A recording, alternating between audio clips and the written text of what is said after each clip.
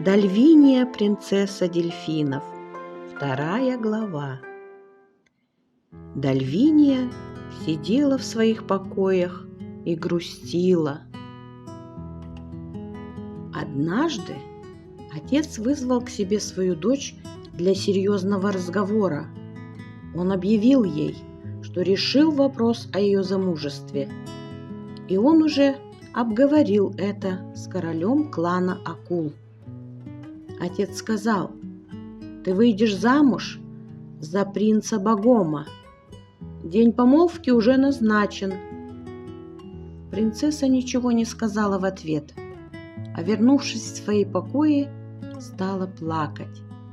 Ее друзья и подружки узнали об этом и поспешили навестить принцессу.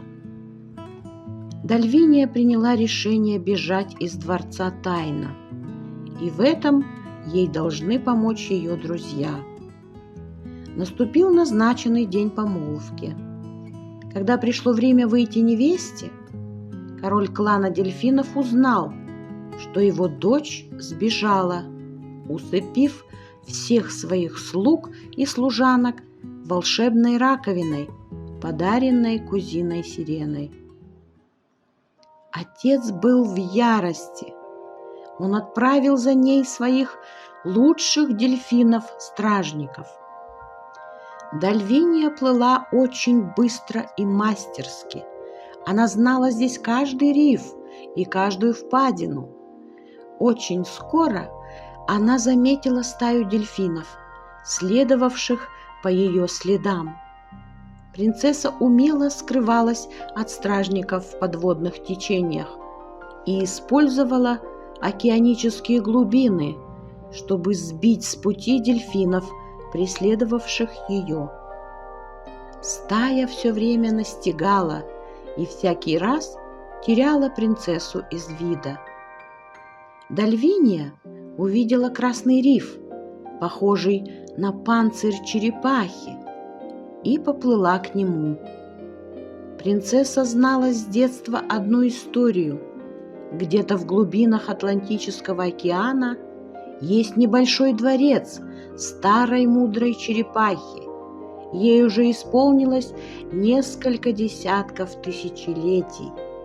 Эта черепаха все про всех знала, и из прошлого, и даже из будущего. Но никто не знал, где этот дворец находится. Дальвиния скрылась от дельфинов, спрятавшись за риф из красного коралла. Прижавшись к нему теснее, она хвостом нажала на выступающий кусок камня красного цвета. Среди красного коралла он был совсем незаметен. Перед принцессой открылись двери в тайное убежище.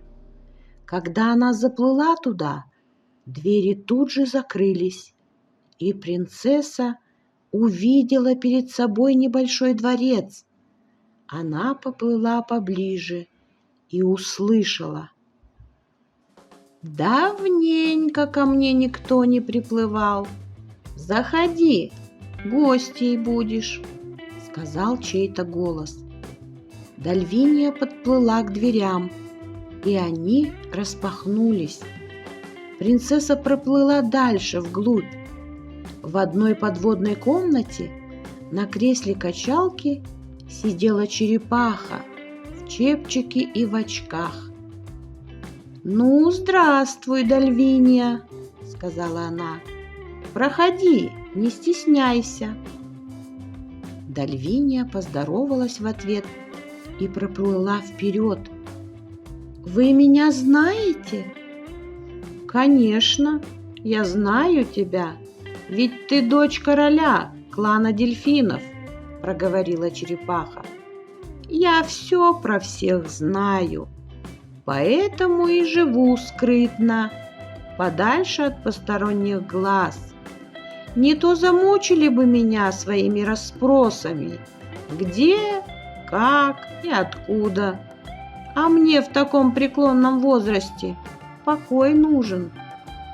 Но раз ты сама сюда попала, Значит, это неспроста. Рассказывай, что случилось?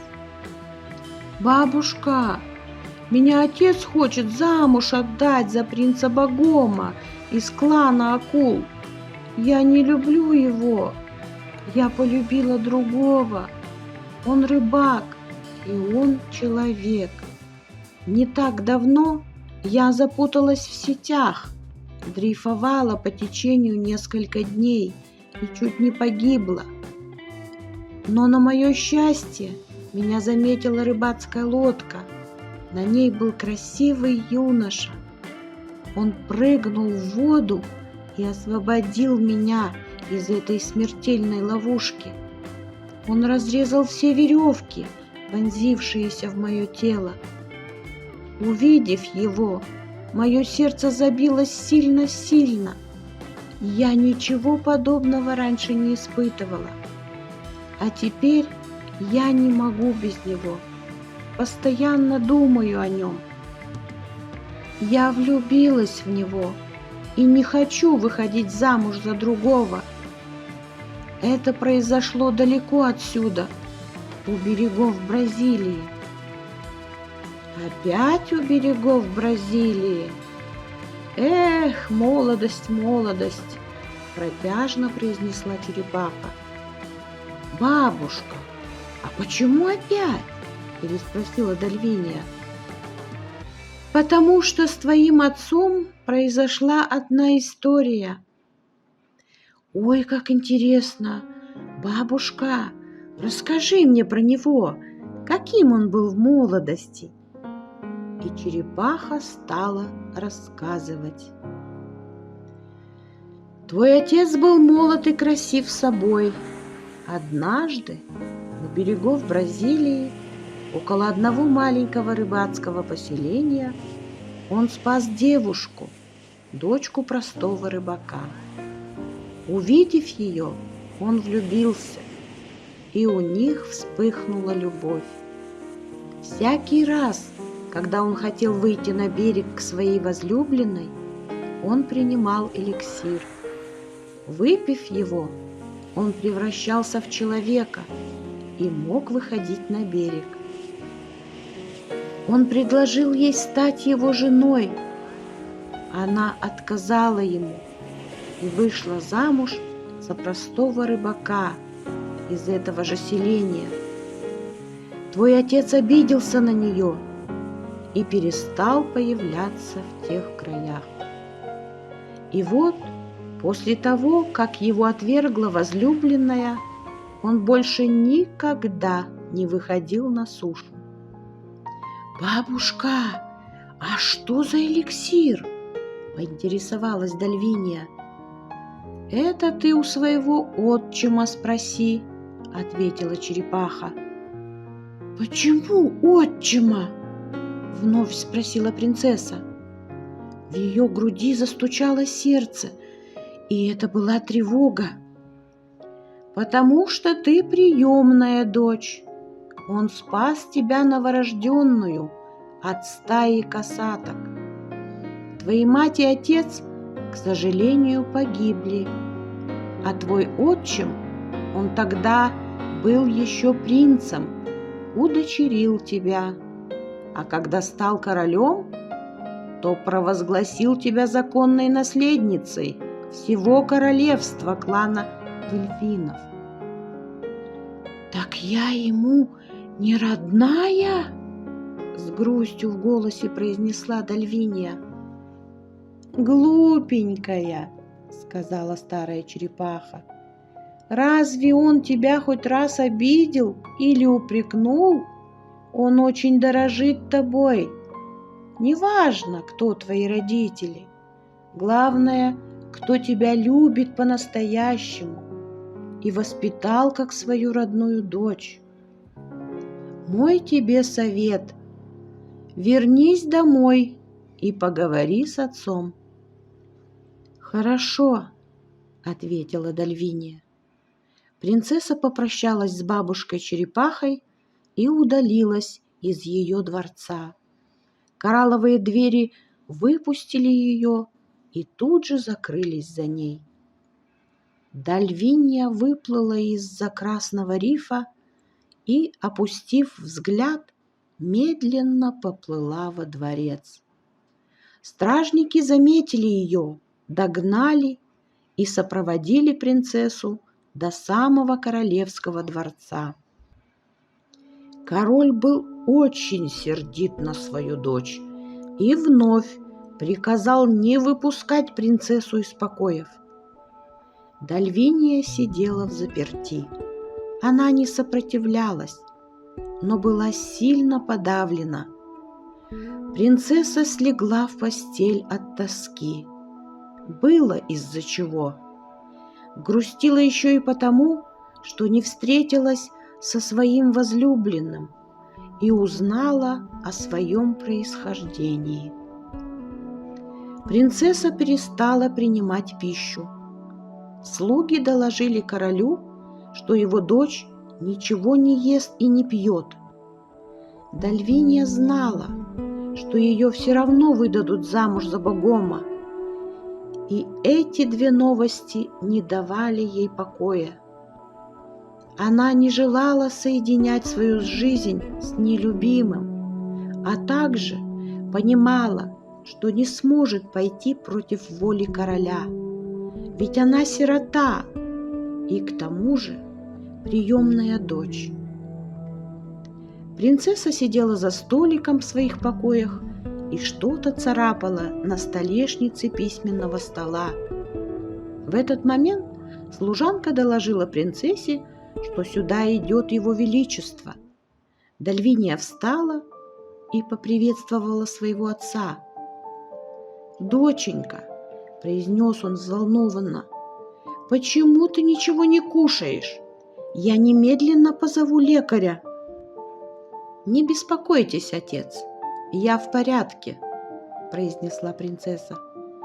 «Как мне не беспокоиться?» — встревожился отец. «Совсем недавно ты чуть не погибла.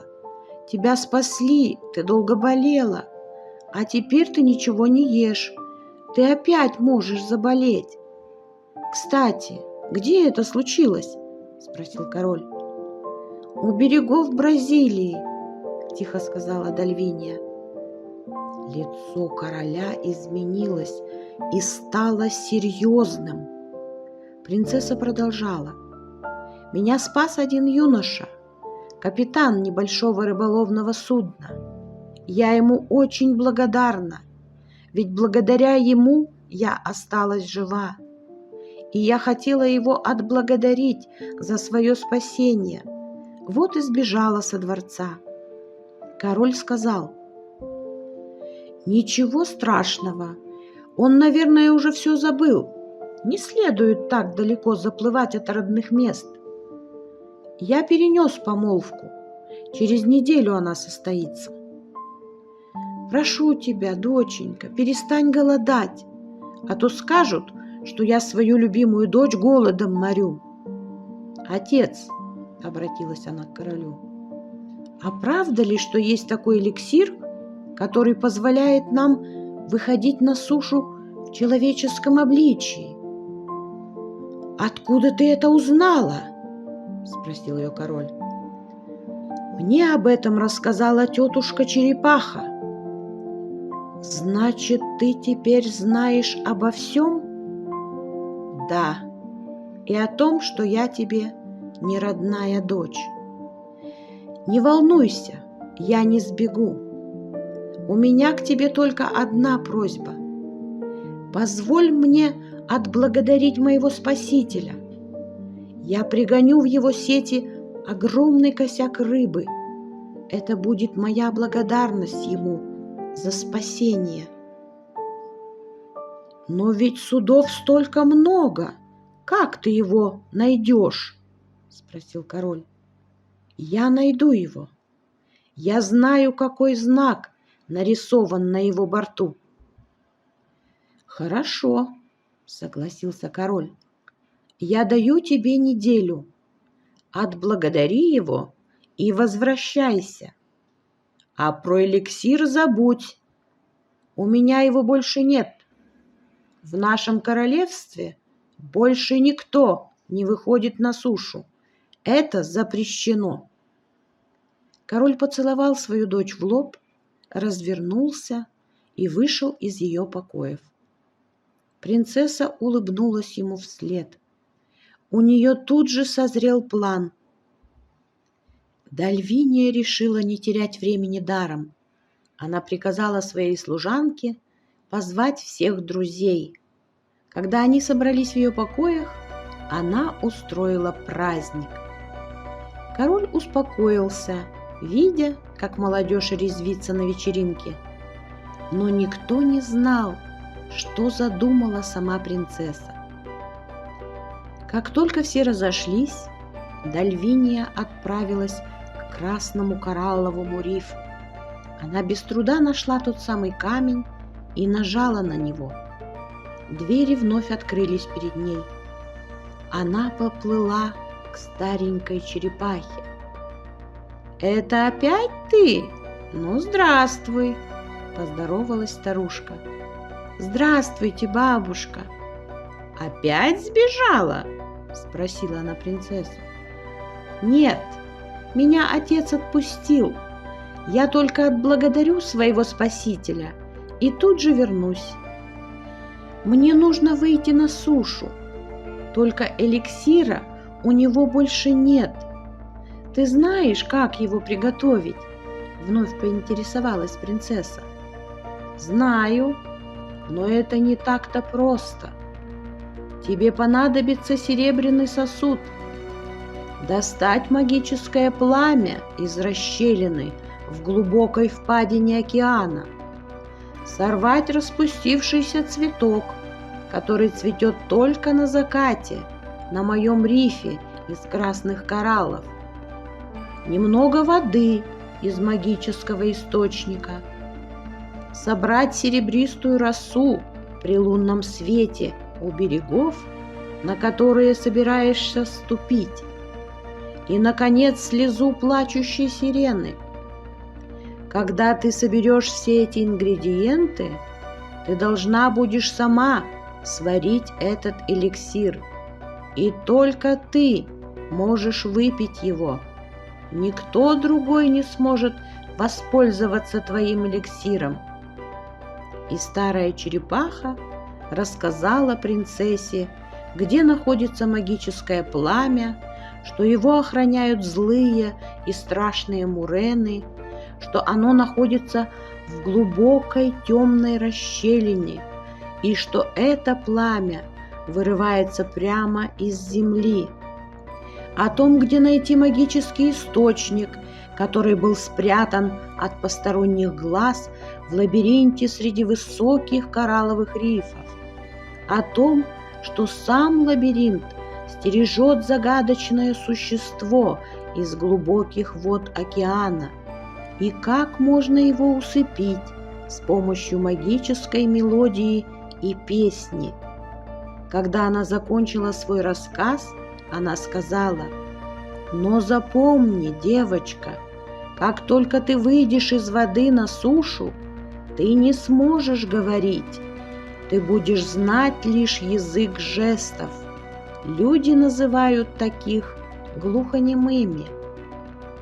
Поблагодарив черепаху, принцесса отправилась на поиски пламени. Продолжение следует. Мои дорогие друзья, в следующем видео вы узнаете, как Дальвиния найдет все ингредиенты, выдаст замуж свою подругу вместо себя и отправится навстречу своей судьбе. Я буду ждать вас, ведь я всегда рада вам.